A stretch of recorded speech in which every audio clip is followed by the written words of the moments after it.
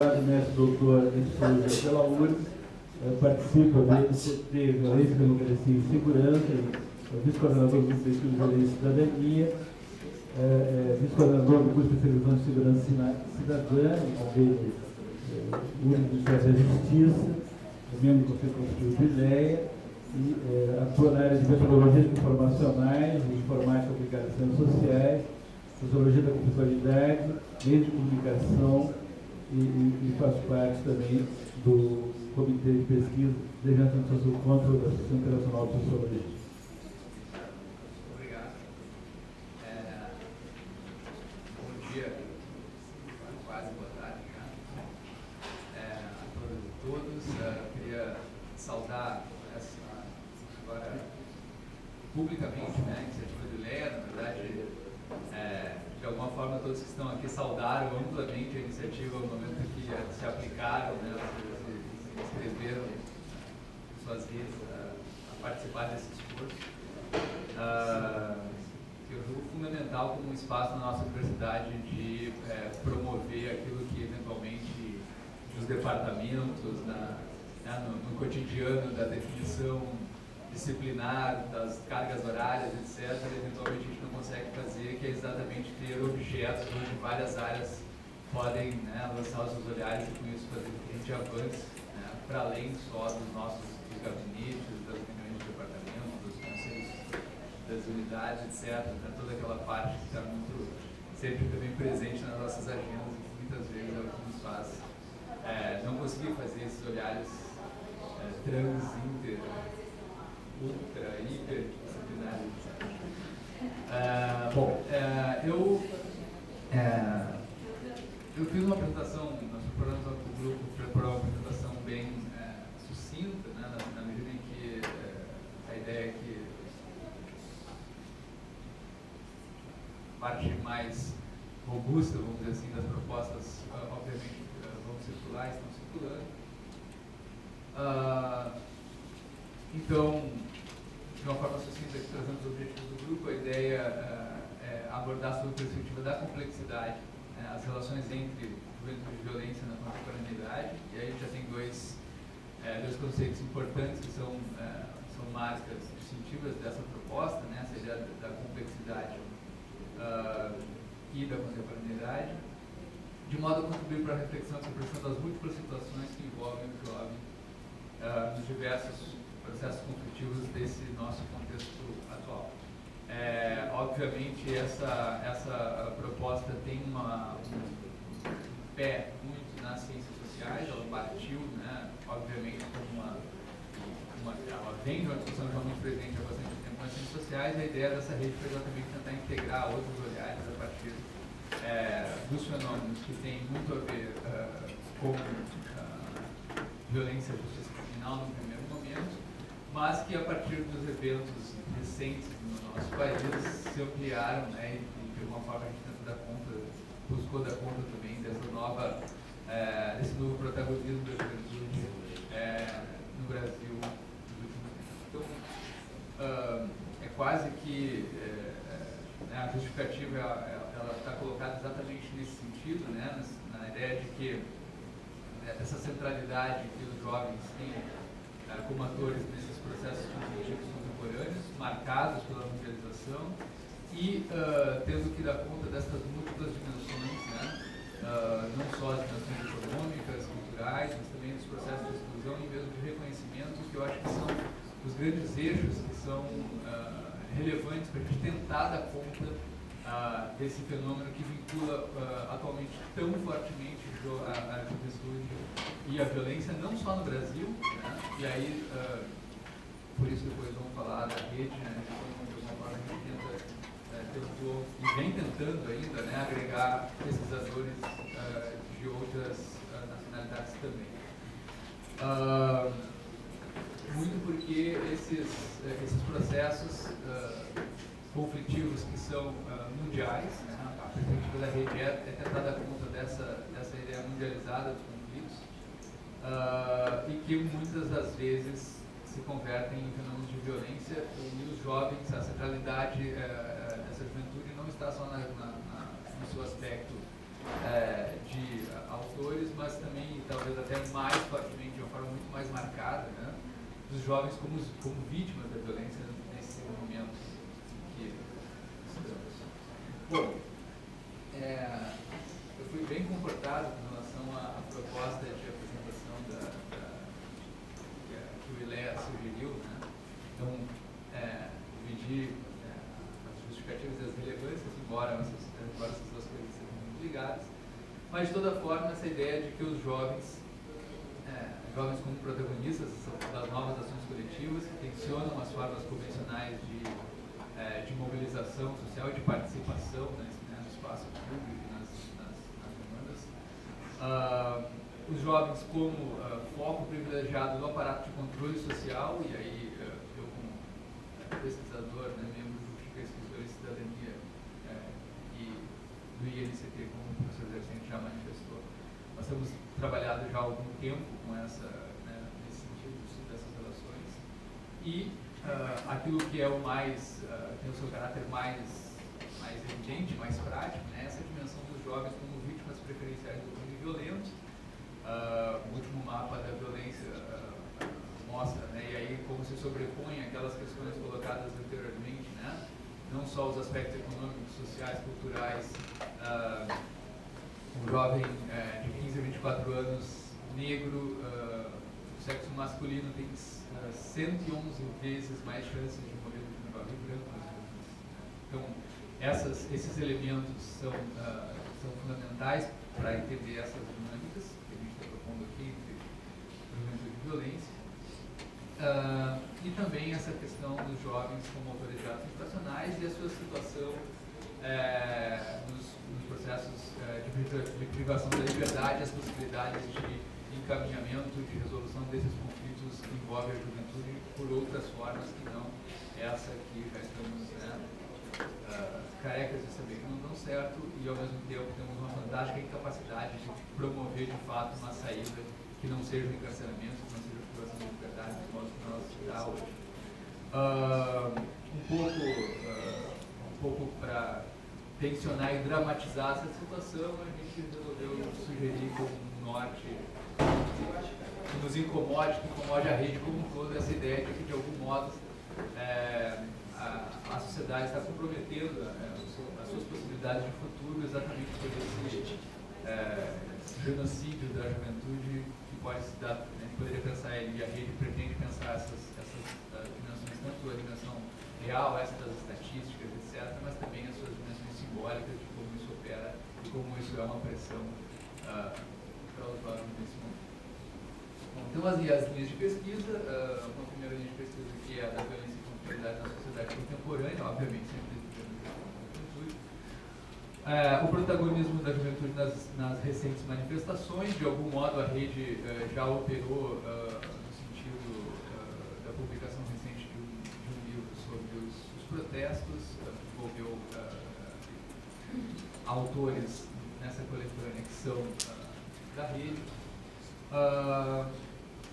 Uma preocupação com a questão de metodologia de investigação, ou seja, que eu acho que de algum modo é um desafio para todas as redes, na medida em que a gente vai tentar integrar saberes de distintas áreas que vêm com suas abordagens teórico-metodológicas, como conseguir equalizar de alguma forma isso para que a discussão possa circular de fato entre todas as diferentes áreas que são disciplinares. Esse é um pouco o nosso desafio, né? Promover de fato essa integração. Eu acho que essa perspectiva metodológica joga um papel importante nisso. A sociologia da juventude, ou seja, no que diz respeito a essa questão da posição social e as lutas pelo reconhecimento. E uma dimensão que tem mais aquele aspecto do simbólico, que é também tentar dar conta das figurações da violência. E aí eu vejo algumas, já adianto, né, que acho que algumas redes aqui têm potencial de integração. Eu acho que a gente vai precisar conversar mais, né? Não só dentro da rede, mas também entre as redes. As áreas temáticas que estão envolvidas, as ciências básicas da saúde, os professores que fazem parte, ciências humanas, o direito, economia e política, meio de comunicação e literatura, perícia e criminalística, também políticas públicas e segurança pública. E aí, olhando para a relação dos membros, a gente tem um pouco várias áreas aí, ou eu que sou do Departamento de Sociologia, o professor Aldo das Ciências Básicas da Saúde, a professora Vinícius Braque, que é também da área da saúde, embora seja uma socióloga, mas que trabalha e é professora da Universidade Federal de Ciências da Saúde de Porto Alegre, ainda tem que me acostumar com essa sigla ainda. O professor Boaventura de Souza Santos, professor César Barreira, da Universidade Federal do Ceará, do Departamento de Sociologia também. O professor Desmond Arias, que é do George Mason University, que trabalha com uma pesquisa da área criminal e com relação aos jovens. A professora Diana Palaferi, da Universidade do Salto Wales, que publicou recentemente aqui na revista Sociologias sobre essa questão das figuras da violência. O professor Fabiano Jobar, do CESDIC, que é o Centro da Universidade de Versalhes sobre pesquisas da área de justiça criminal, e tem uma pesquisa muito apontada para essa questão da juventude. O Fábio Duarte Fernandes, que é da Brigada Militar, mestre em Sociologia aqui pela Universidade, pelo programa de pós-graduação em Sociologia, e atualmente está comandante da Brigada Militar do Estado. O professor James Uluaga Neto, da Universidade da Colômbia, o Joaquim Micael, da Universidade de Hamburgo, também sobre essa questão das figurações da violência, e o professor José Roberto Iglesias, do Instituto de Física, dando sequência a uma parceria que já se estabeleceu em outras publicações a respeito da violência, um pouco naquela dimensão das funções metodológicas para pensar objetos fora do seu aparente espaço de conforto. O professor João Pegoraro, da Universidade de Buenos Aires, também trabalha com questão de violência e criminalidade. O Júlio Souto Salom, que é estudante do programa de pós-graduação em Sociologia aqui, que trabalha com figurações da violência também. O professor Leonardo Damasceno Sá,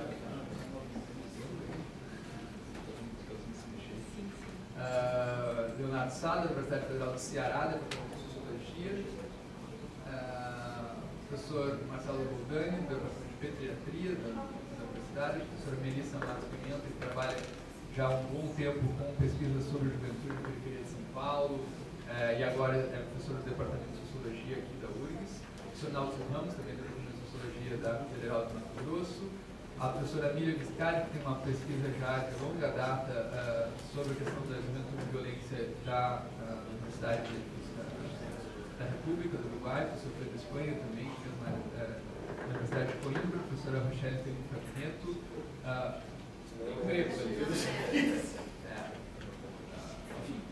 do Departamento de Sociologia. Copiar e colar errado. Professor Sérgio Burke, do Instituto de Informática. O Sérgio Roberto de Abreu, que é atual presidente do Fórum Brasileiro de Segurança Pública e professor da Universidade do Brasil. A doutora Trícia Comes Albuquerque, que é a diretora do Instituto Geral de Perícias. Humberto Zubrac, avaliador de Tribunal de Justiça. E o Wilson Barth, professor do Departamento de Sociologia da Universidade Federal do Pará. Há uma dupla tentativa de integração aqui desses saberes nessa perspectiva transdisciplinar, porque também tentamos dar conta de espalhar, mesmo que mantendo muitas vezes a área temática ligada às ciências sociais, a gente também tentou dar conta do continente brasileiro, né, na medida em que, para falar da juventude no Brasil, também essa é uma discussão, não vamos entrar em detalhes agora, mas o que é a juventude no Brasil também passa por esses aspectos regionais, né, adolescências.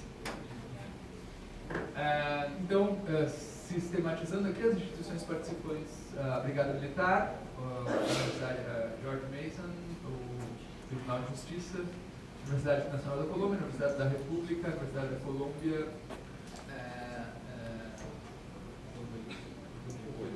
Buenos Aires, Valência, Federal do Ceará, Federal do Mato Grosso e, obviamente, Federal do Rio Grande do Sul.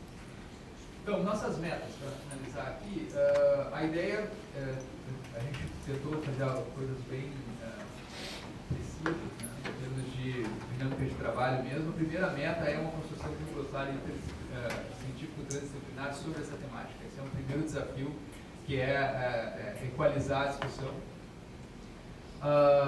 Uma segunda meta é essa de formação avançada em metodologias informacionais, quantitativa e qualitativa, de análise de redes.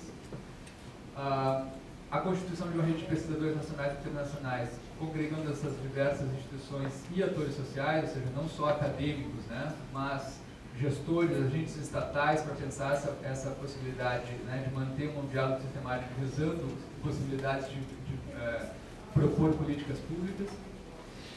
E a publicação sobre uma publicação do livro sobre juventude, violência e complexidade a partir dessa abordagem. Então, o nosso cronograma, que está um pouco mais legível, que acabou isso.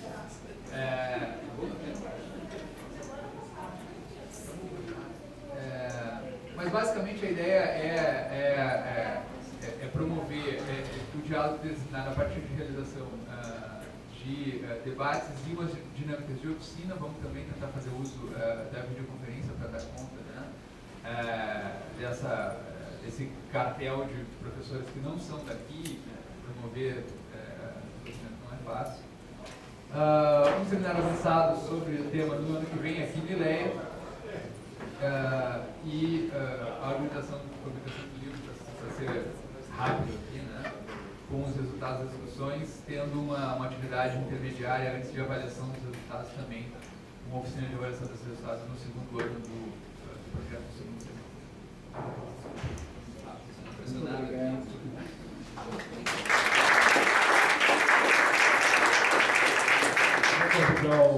Obrigado, o professor Paulo Vicentini e o professor Dario para virem aqui. Só quer dizer que nós estamos um pouco aperreados pelo tempo. Na verdade, nós vamos às 2 horas, o governador, eu acho que o reitor, nós vamos assinar um convênio com a Unesco, que é o Observatório de Segurança Cidadã, que é um projeto que está observando há muito tempo, que vai funcionar uma parte aqui no IDEA e uma parte na Secretaria de Segurança depois da Copa, dos ambientes da Copa. Então, isso vai trazer algum recurso, R$ 180 mil, tudo por FCH e por IDEA, nós vamos montar uma equipe de 12 pesquisadores. Obrigado. Professor o Mirim, Grupo Brasileiro de Estratégia de Relações Internacionais, constituído pelo professor Dario Teixeira, que é doutor, graduado e doutor em História por essa universidade, tem uma vasta obra publicada, de estudos históricos, de estudo de educação e história. E o professor Paulo Vicentini, que tem a honra de ser sucessor, é diretor do ILEA, sou titular dessa universidade, fez doutorado pela USP, mestre aqui pela URGS, também bacharel pela URGS, e pós-doutorado em Relações Internacionais da Escola Econômica, e recentemente esteve como professor convidado na Universidade de Oxford, tendo antes estado na USP, na Universidade de Leiden, e é coordenador da editora da revista Austral, foi secretário de Relações Internacionais da URGS também.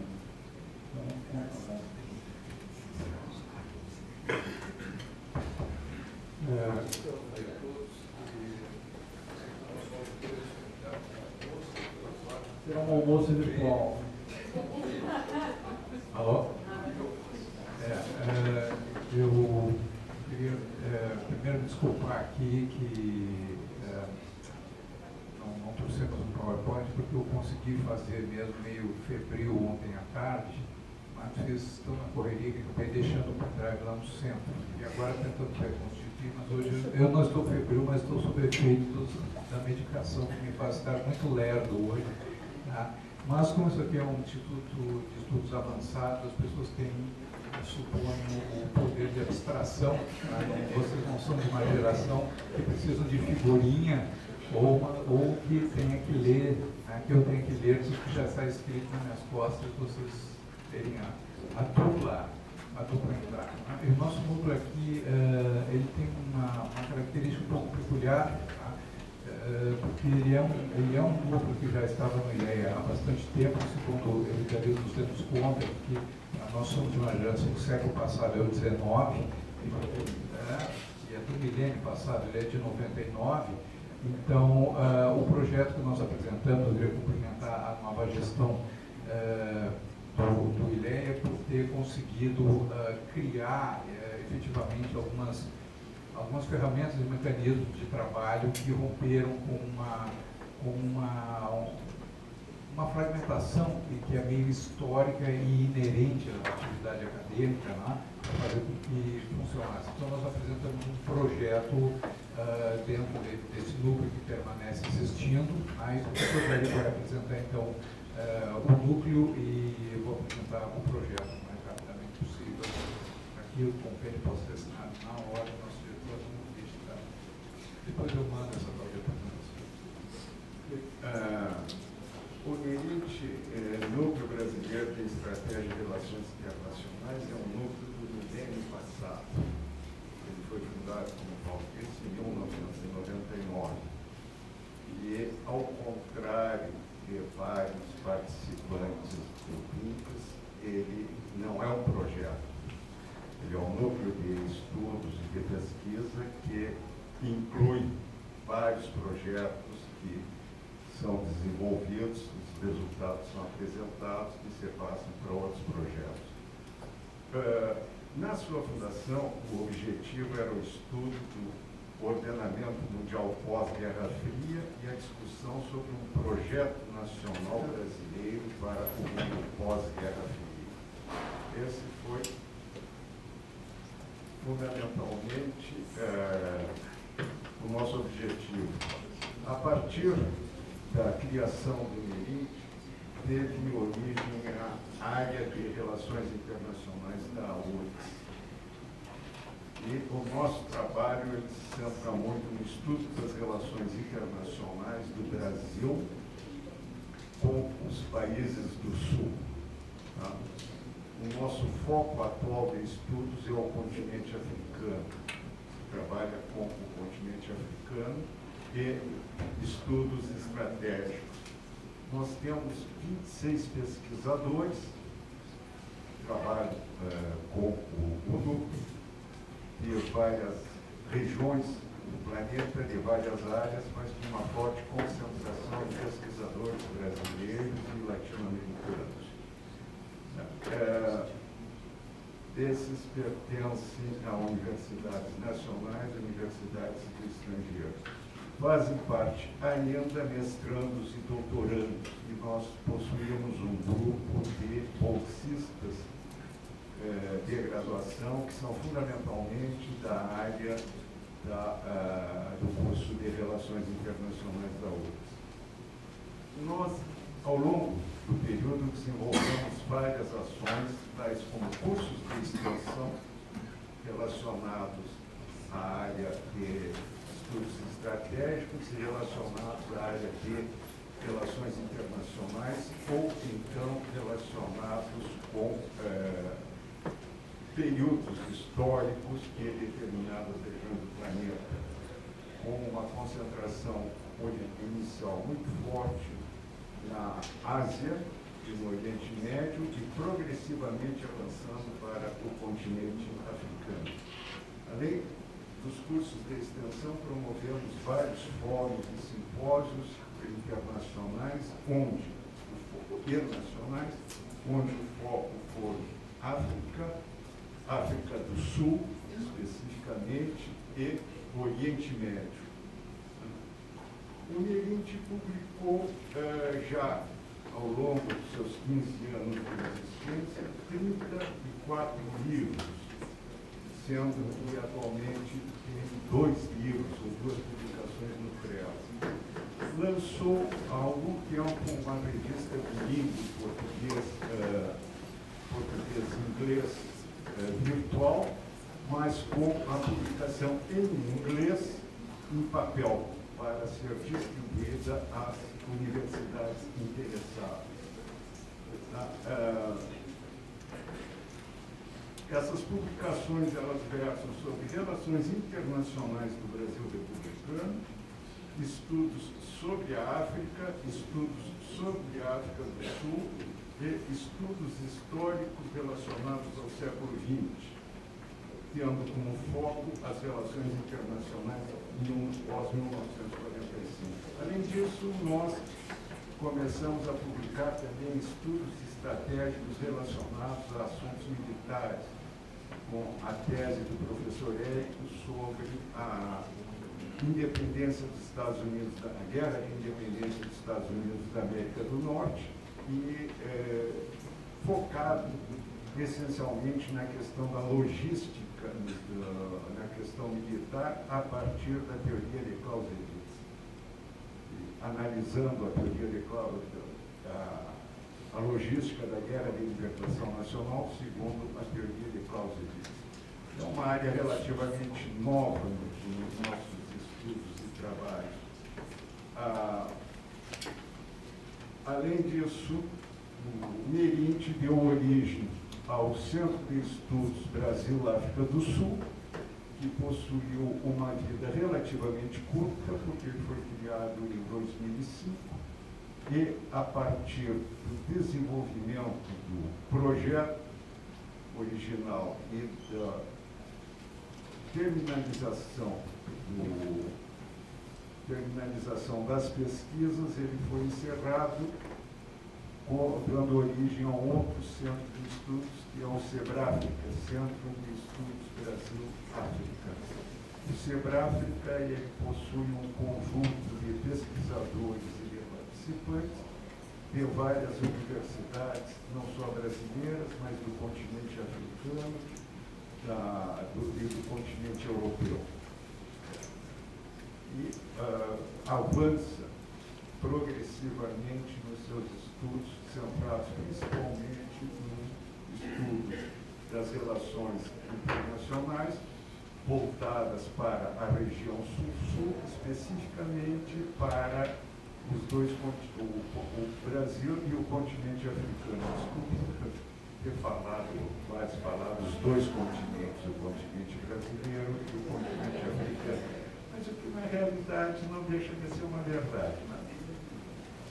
E a área, como seria importante destacar, a área de Relações Internacionais da Universidade Federal do Rio Grande do Sul, que possui um curso de Relações Internacionais, possui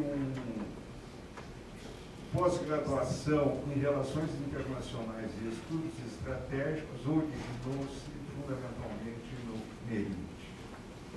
Ele foi o polo centro encadeador, a raiz do desenvolvimento da área. E é uma área que tem nos dado muito prazer, principalmente pelo volume de alunos que concluem a graduação e que acessam a mestrados e doutorados nessa área de relações internacionais e estudos estratégicos, no Brasil e fora do Brasil, mas também pelo fato de que uma grande parcela daqueles que concluem os seus estudos de pós-graduação estão sendo aprovados com mérito nos concursos que são abertos para essas áreas. Acho que era isso que tinha para falar a respeito do MERINT, para não ocupar mais o tempo.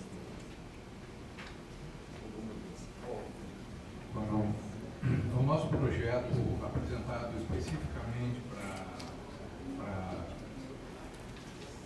os conjuntos de iniciativas aqui, ele se baseia nessa atividade do SEBRAFRICA, que tem nome de centro, mas ele é mais, na verdade, um programa, um projeto dentro do núcleo, e é atualmente o seu projeto mais dinâmico.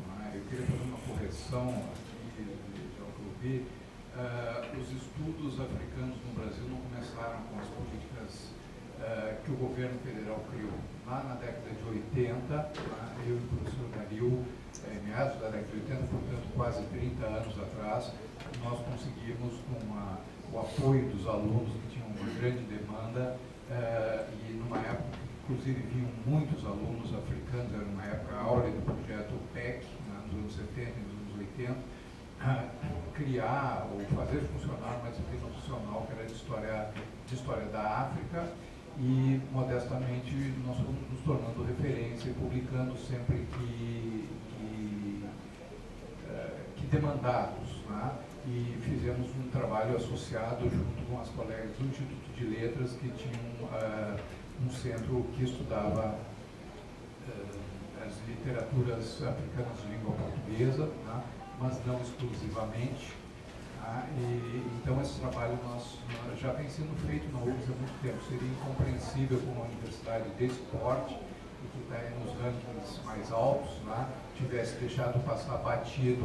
O que não houve foi publicidade. Hoje há muita publicidade, às vezes até há mais publicidade do que trabalho. Né? Então, nós já viemos trabalhando há muito tempo nessa área, a qual nós nunca abandonamos. O que houve recentemente foi que houve uma facilidade maior, tá, em função da política africana do Brasil, de se criar vínculos acadêmicos com a África mais diretamente. Anteriormente era a coisa mais difícil conseguir uma passagem, um contato com os africanos, e agora, vamos dizer assim, há mais recursos para isso, tá? E realmente houve um avanço muito grande. E fico muito feliz que tenhamos junto aqui um outro projeto com o qual podemos dialogar, já que está mais vinculado a uma releitura, né, da história africana, uma revisão, uma necessária revisão da história africana, mas nós não podemos jogar em todas as posições ao mesmo tempo. E estamos nos concentrando na compreensão dos africanos, não como seres diferentes dos outros, mas como seres exatamente iguais aos outros, e como uma região do mundo que está adquirindo uma importância estratégica muito grande. Como é que nós podemos elencar isso nas nossas linhas de pesquisa em todo o projeto?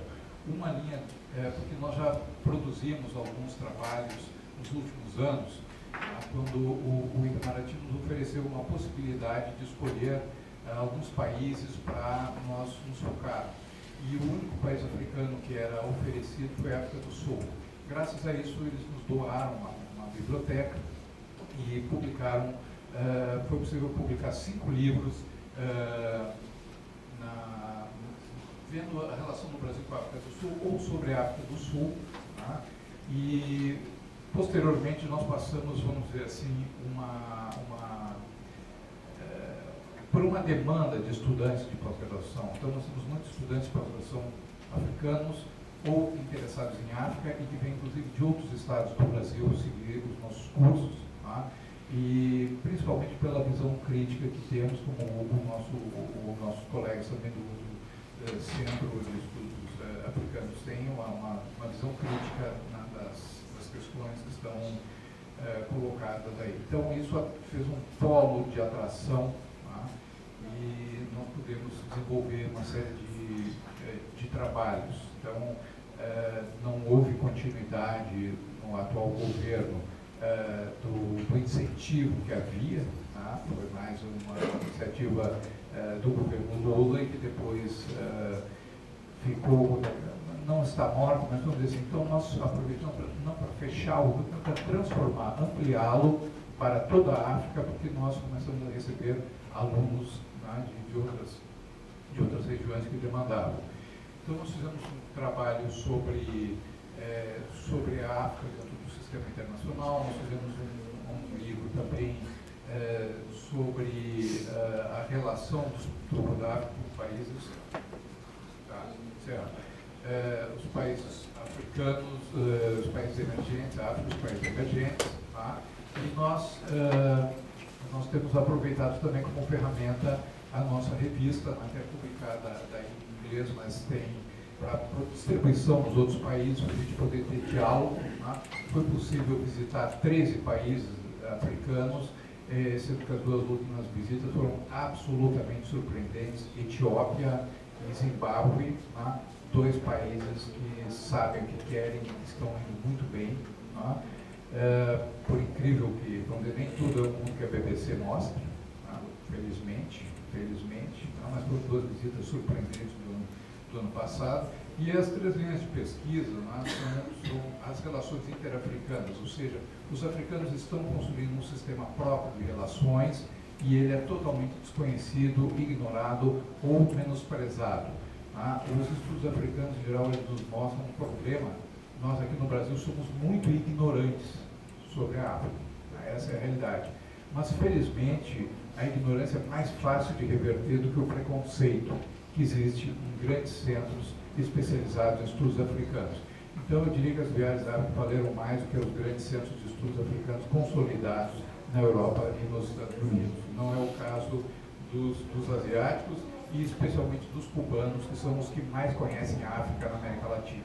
Tá? E que, infelizmente, eles não têm os recursos para organizar e divulgar esses trabalhos. Nós temos, então, uma linha de pesquisa sobre as relações do Brasil com a África e uma outra do Atlântico Sul como espaço estratégico, porque há uma nova corrida, não só em direção à África, mas há uma corrida em direção ao petróleo do Atlântico Sul. A quarta frota atende os dois lados do oceano, o Africom, comando a África dos Estados Unidos, foi colocado aí. Então, subitamente, um continente dito marginalizado, ele está no epicentro das grandes transformações mundiais, e é isso que a gente quer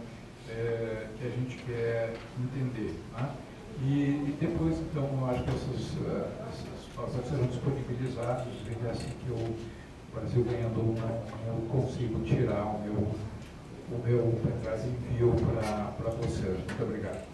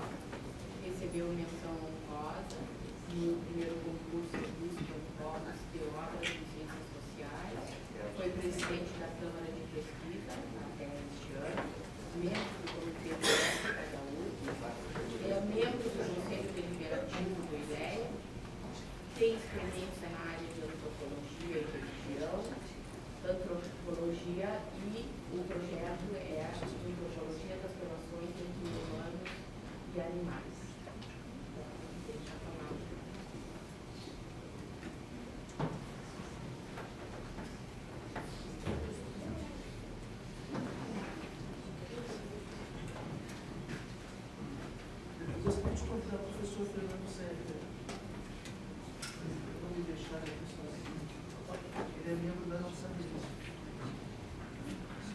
Apesar de coordenar outra rede. E é um animal também. Um animal humano. Tem como botar. Serei breve. Precisarei me manter dentro do tempo em função da demanda do professor Dercy. Eu gostaria de começar com uma história. Acho que foi o despertar precoce do meu interesse pela questão. Eu sou judeu, não praticante, e eu estudei sempre em colégios não judaicos, e as pessoas me chamavam de pardal, e eu tinha uma curiosidade para saber, mas o que é pardal, né? Aí me explicaram que os pardais fazem ninhos em ninhos de outros pássaros, e que, portanto, eles eram predadores, da mesma forma que os judeus eram predadores. Então, esse apelido despertou, pelo menos, meu interesse pela dimensão simbólica desse assunto. Quero falar também de uma disciplina que é relativamente jovem em relação aos outros núcleos de pesquisa que nos antecederam, mas que está, de certa forma, bombando no mundo, quer dizer, ganhou uma importância diante dos avanços da filosofia e das mudanças culturais, especialmente nas camadas médias da nossa sociedade. Todo mundo pode perceber, hoje em dia, que a gramática moral envolvida na agressão a um animal, às vezes, desperta mais interesse do que a gramática moral e a intensidade dos sentimentos envolvidos na agressão ao ser humano. Então, isso tem provocado protestos. E o nosso interesse nessa rede de pesquisa não é fazer mais um grupo que estude animais como objetos. Nós partimos já de uma experiência de 4 anos do grupo Espelho Animal, Antropologia das Relações Humano-Animais, que é um grupo por mim liderado, que é registrado no CNPq, e que, enfim, já tem uma experiência mais ampla de participação, de publicação, de participação em eventos, de orientação de trabalhos, diversos trabalhos já foram orientados. E não nos interessa, embora nós dialoguemos com as disciplinas vizinhas que estudam animais, como zoologia, como etologia, como zootecnia, não nos interessa meramente a apreensão do animal como um objeto utilitário, né? Nem a apreensão do animal como um objeto clássico da antropologia, que eram os animais que serviam apenas para representação. Como diria Levi-Strauss, os animais seriam bons para pensar. A gente parte dessa realidade que hoje em dia muitas pessoas, especialmente em relação aos animais de estimação, estão considerando os animais bons para viver junto, como diria a dona Harvey. E isso muda completamente a paisagem moral das nossas sociedades.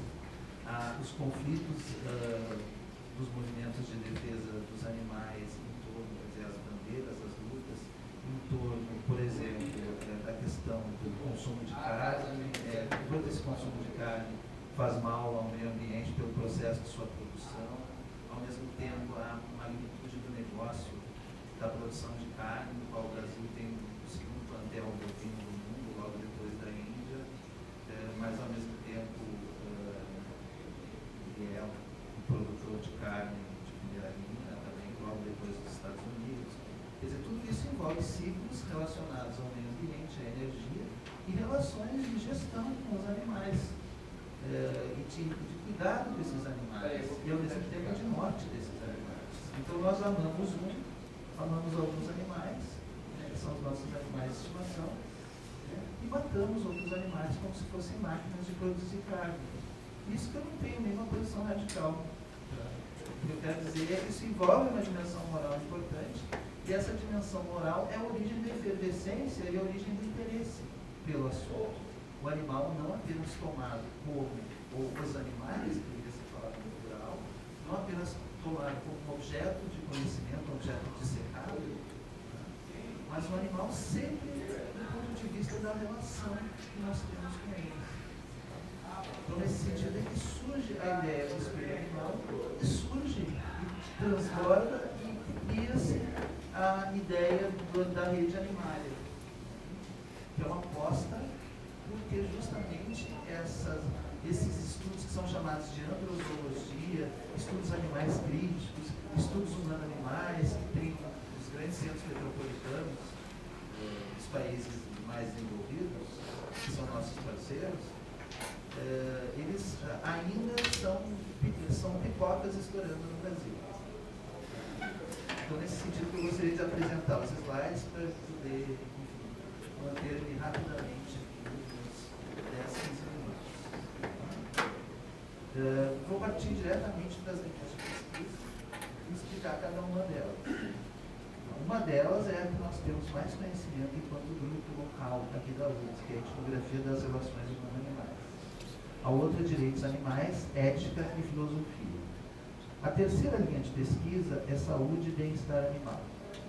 E a quarta linha de pesquisa é educação e a questão animal, para a qual eu convidei o professor Sefner para estar junto com a gente.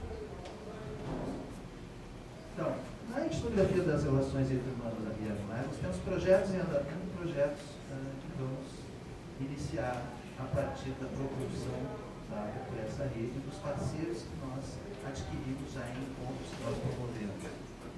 Então, existe uma institucionalização de políticas públicas emergentes face à questão animal, que é, por exemplo, a criação em várias cidades do Brasil de secretarias municipais de defesa dos animais. Tem um papel novo, muito além do cuidado de zoonoses, que eram assim, fábricas de matar animais que não convivam, para fazer a higienização do espaço público. Né? Inclusive, nós temos esse problema da higienização, um problema clássico aqui com os animais comunitários no campo, né? Que a pessoa se diz que instituições não devem conter animais. E outras replicam que instituições estão dentro de meios ambientes nos quais os humanos convivem com não humanos. E é preciso entrar em algum tipo de acordo. Também surgem delegacias de direitos dos animais, que é a institucionalização, do ponto de vista legal, para lidar com essas questões. E nós temos conduzido também uma pesquisa da questão animal na agenda política eleitoral.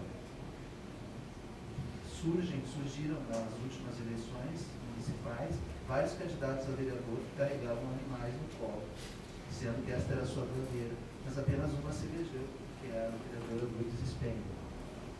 Uma segunda sublinha, sociabilidades, estilos de vida e conflitos no mundo urbano. Então existe um despertar de um imenso mercado pet, que chegou a 15 milhões de reais em 2013, não é pouca coisa, e que envolve uma série de cuidados, envolve a transição do animal de estimação com filhos, um semifilho ou um pseudofilho inserido dentro de relações familiares.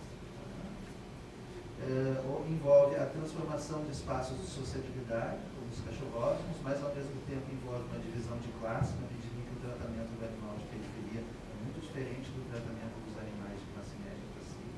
Isso é uma questão de imensa importância social e sociológica.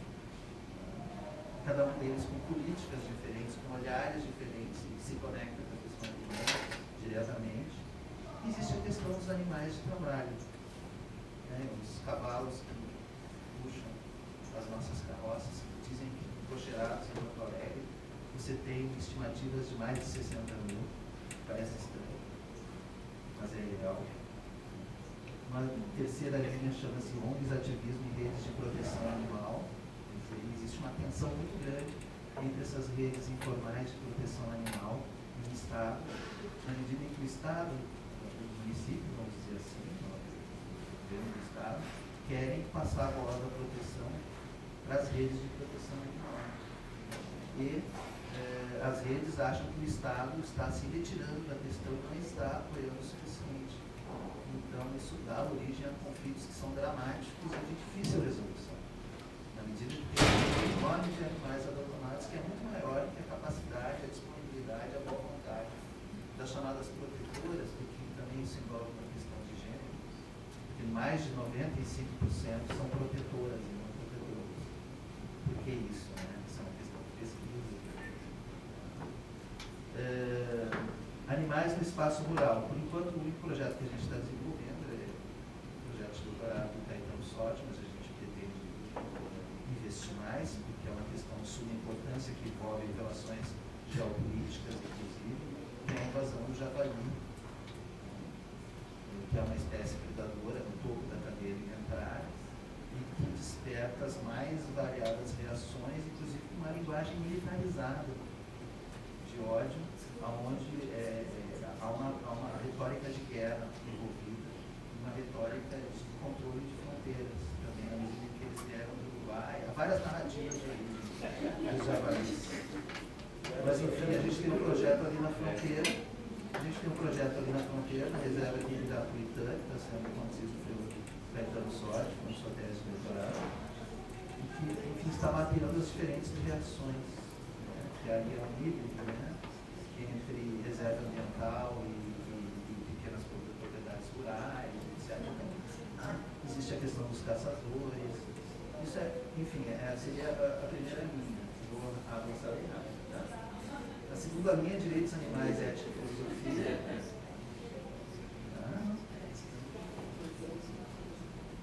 3 minutos? Eu peço mais 2 minutos. Está seco aí, né? Vamos me anteceder.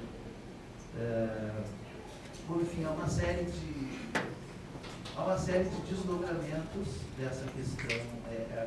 O desenvolvimento dessa questão da filosofia é muito mais antigo. Pelo menos desde os anos 70, como Richard Ryder, Peter Singer, que esteve aqui na universidade no ano passado. E aí envolve uma criação de conceitos novos que nos dão suporte com o qual nós queremos dialogar. E na figura do professor Itamar Ribeiro, gentilmente interessou-se em participar do nosso projeto, que é um professor de filosofia que trabalha com a gente na cultura do Rio do Sul. Então nós temos abolicionismo e bem-estarismo, que são posições conflitantes. O pós-humanismo, que é a ideia de que a gente já não pode pensar a humanidade nos limites de uma espécie, mas o coletivo humanidade ele tem que abranger não humanos enquanto uma entidade moral, tem que abranger os não humanos como uma entidade moral, e ao mesmo tempo a ideia de direitos humanos é estendida para outros seres com uma série de aporias e dilemas levantados que não teria tempo de desenvolver e que critica a ideia de especismo. Muita gente, quando eu falo com os meus alunos de antropologia, o que é especismo, ninguém sabe. Aí quando eu pergunto o que é racismo, todo mundo sabe. Então, o especismo é a tradução do racismo para a relação entre as espécies. Envolve, enfim, propostas de mudança, estilo de vida, e hábitos de consumo, de veganismo. Envolve uma questão que é fascinante, que é os direitos dos animais e os animais no direito. As pessoas pensam muito em direitos dos animais, mas pensam um pouco em como é que os animais têm sido completamente tratados dentro do direito. E nós temos uma pesquisadora muito parceira nossa, que está na rede, que é a Cimeia Vilar, muito querida da gente, e que a Cimeia tem pesquisado isso. Nós pretendemos trazê-la aqui para dar uma conferência sobre os animais do direito, que é um resumo de toda a sua trajetória como pesquisadora. Saúde e bem-estar animal, enfim, coisas que vocês certamente já ouviram falar, os 3 L's, o problema ético complicadíssimo dos animais de laboratório, gente que defende a extinção, gente que defende a manutenção. Então, os 3 L's são o reduction, refinement e replacement, né? Que é redução, sofisticação e substituição dos experimentos com animais. Regulação, legislação e proteção dos animais no meio do plano rural, que se conecta com o último tópico ali da questão da filosofia e animais no direito, que são debates em torno do bem-estar dos animais. E ali nós temos assim, diversas classes de animais. Animais de trabalho de acordo com a relação, nós classificamos os animais de acordo com a relação que nós temos com eles, não é uma classificação zoológica, é uma classificação relacional e sociológica. Animais de trabalho, animais de produção, cobaias e animais de espetáculo. Comitês de ética, biotécnicos, zoológicos e clínicas veterinárias. É no caso de novas configurações de relações humano-animais nos espaços institucionais. Por exemplo, antigamente o animal tinha câncer, mata o animal. Ninguém discutia, né? Mata o animal. Agora o animal tem câncer, agora transferiram toda a tecnologia da medicina e aí o tratamento fica caríssimo. E aí acaba se matando o animal dos pobres. E o animal do rico vai falir do rico. Fazendo uma transferência de renda para as clínicas veterinárias, porque os remédios são caríssimos e não se pegam remédios tanto para câncer quanto para a AIDS ferida, que existe, e ela é tão grave quanto a AIDS humana, a FV, ela foi chamada a atenção por um parceiro nosso, Veriano Terra. E você não consegue os remédios pelo SUS. Então, abrir esse diálogo para a importância da saúde pública dos animais como entes morais importantes na nossa vida é um dos objetivos que a gente tem.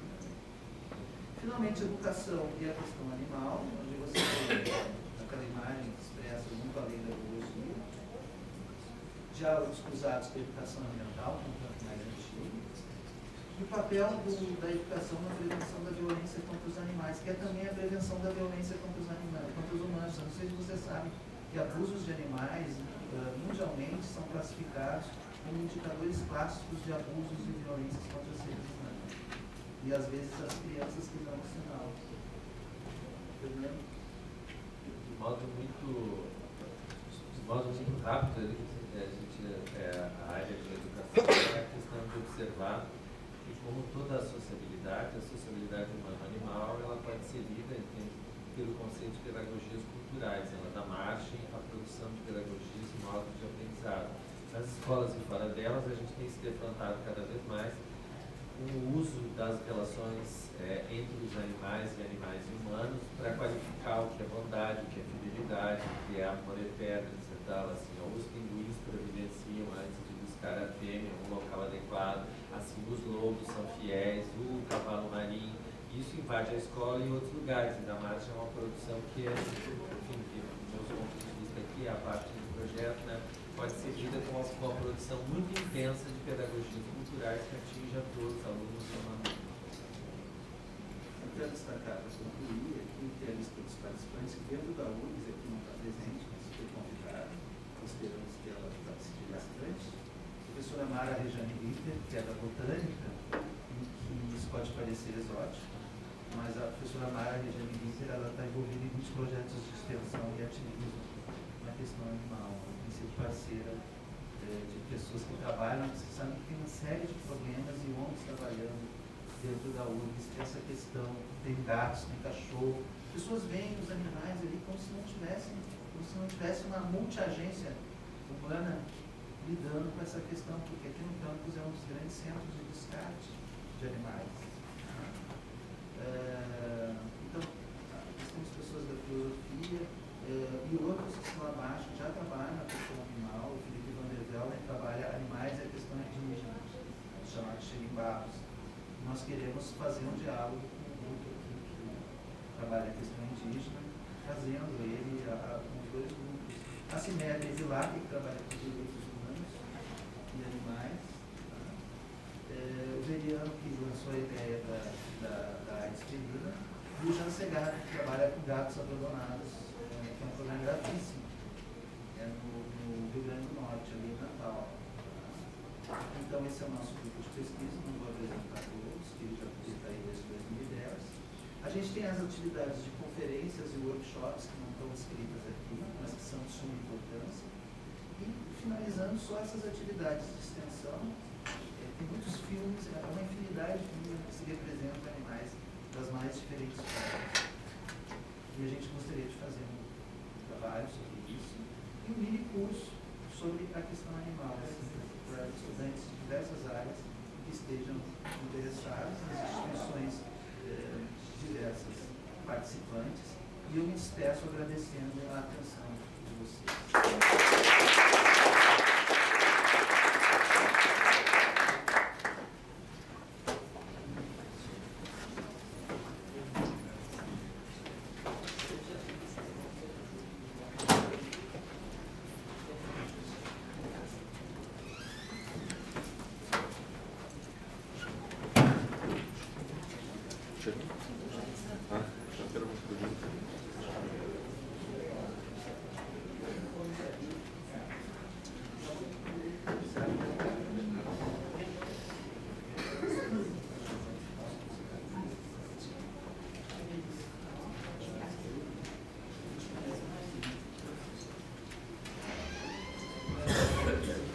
Bom, nós temos tempo, a nossa atividade foi transferida pelo governador até as 3 da tarde.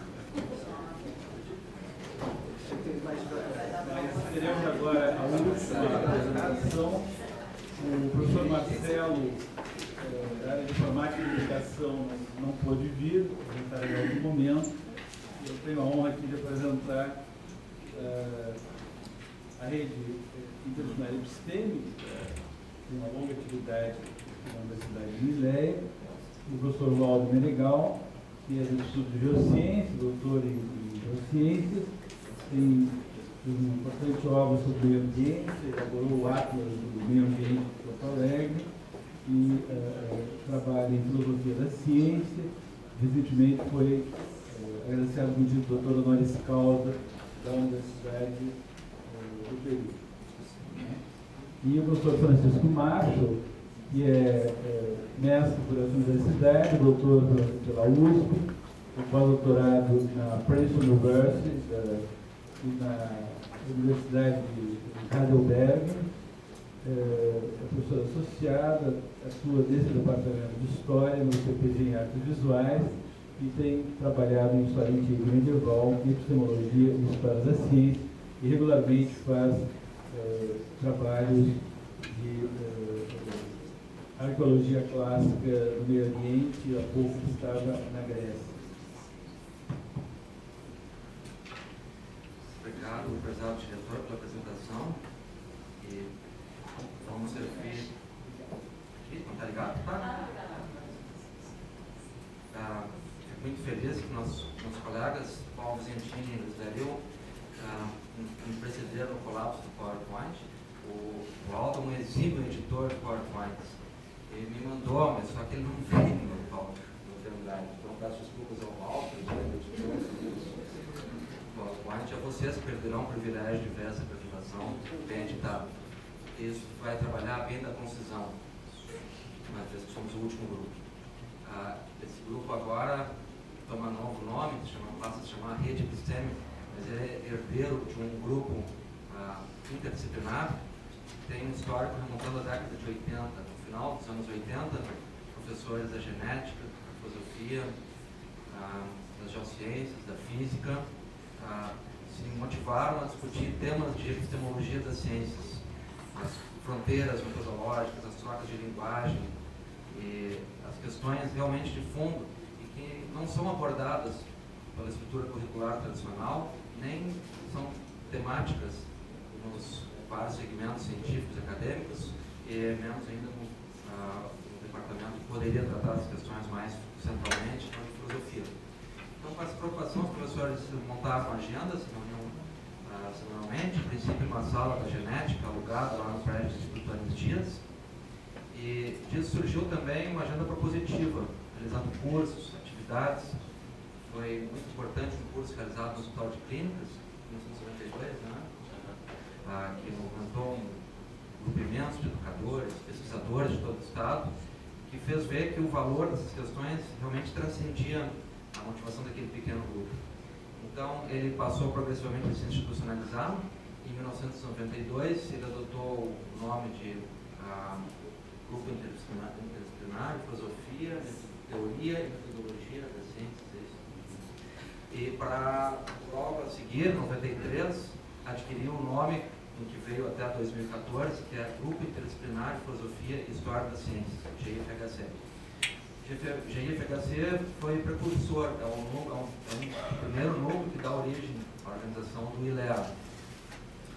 E passou a partir de 92 a editar o seu periódico, que é a revista Episteme, uma das poucas revistas publicadas na América Latina, dedicada a temas de história e filosofia das ciências. Então, tem uma demanda enorme para publicações dessa revista, e ela, nesse momento, está descontinuada desde 2008, uma série de acidentes ruins. Esse projeto exatamente vai ajudar a resgatar. Nós vamos atualizar a revista Episteme, dar ela uma nova dimensão, foi oferecida ao professor José Vicente, para que ela, reformatada, possa servir como veículo para as demais áreas que estão agora nesse projeto das RIMPs, iniciando um ciclo de publicações. Agora está em pauta isso, né? Mas a revista é muito importante. Nós temos uma sala 104, aqui diante do auditório, onde há um estoque imenso dessa revista, porque os professores faziam uma quantidade muito maior do que a capacidade de distribuição. Tinha a expectativa de vender a revista nos eventos e aí fazer renda, mas ninguém comprava. Ou quando comprava, a renda era ínfima, volume irrisório. Então, uma das primeiras metas que nós temos agora é adquirir um fomento, o próprio CFC já disponibilizou para as universidades regionais, 16, né? A distribuição desse pacote com as publicações da revista Episteme. E agora a sua atualização, que está a cargo aqui do editor, professor Paulo Menegato. Esse grupo, o GFHC, teve uma crise histórica quando o seu núcleo de professores e pesquisadores se aposentou. Então, os professores foram para o ensino, foram para a PUC, ficaram com posições secundárias, tentando manter a agenda, mas a verdade é que o grupo teve uma certa descontinuidade. Ao mesmo tempo, um temor, assim, digamos, um cuidado de não perder o patrimônio já produzido, de relacionamento, de publicações, de eventos, e, sobretudo, o reconhecimento da relevância dessa temática. Então, o grupo se manteve com uma mobilização tênue até recentemente. E esse edital foi a ocasião estratégica de nós reorganizarmos o grupo. Convidamos colegas da física, o professor Jefferson Arenzon, Marco Aurélio Diatti e o Jorge Alberto Kilford, para trazer para esse grupo o projeto que se realizava com grande êxito desde 2010 na rádio da universidade, que é o Fronteiras da Ciência. Grava programas semanais, aí colegas africanistas, nosso principal parceiro está em Lagos, Nigéria, temos uma relação muito forte com eles, produção de materiais. Então, com a entrada desse grupo, nós recompusemos a nossa estrutura e nossas finalidades. E entre essas finalidades está agora, nós fazemos um diretório de pesquisa inventariando qual a presença dos temas de epistemologia na estrutura curricular da URGS, em âmbito de graduação e pós-graduação. E, claro, há o cuidado de não confundir com as teorias e metodologias específicas de cada área, que nem sempre abordam as questões epistemológicas que constituem as disciplinas. Então, claro, nós vamos examinar essa relação que há com as teorias e metodologias, mas entrar no currículo e ver como as atividades desse grupo podem fomentar a discussão epistemológica já no âmbito da formação acadêmica de graduação e no seu desdobramento na prática de pesquisa. Essa é uma das principais finalidades que nós temos para agora, projetar esse grupo como um espaço de reflexão sobre a epistemologia das ciências na URGS. Sobre os participantes do grupo,